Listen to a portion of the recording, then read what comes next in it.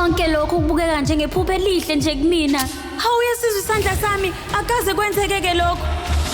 Yazi isandla saSwaraji ngizizwile singithinta ngisho singakangithinti. Ngizothola ukuthi sixhumaniswa yini sobabili. Wawina okugcina, hayi manje. Okugcina, hayi bosukhuluma ngani ke manje? Awuma ngikhuluma nawe. Wawubani? Ukhuluma nami. Angeke nje ngize ngikuthole ukuthula ngingakamtholi lo. Ngizomthola mina lo baba. Kutika, oye ucabanga ebhedayo. Ngizokutshela ngomoya omuhle ngoba ngiyindodakazi yakho.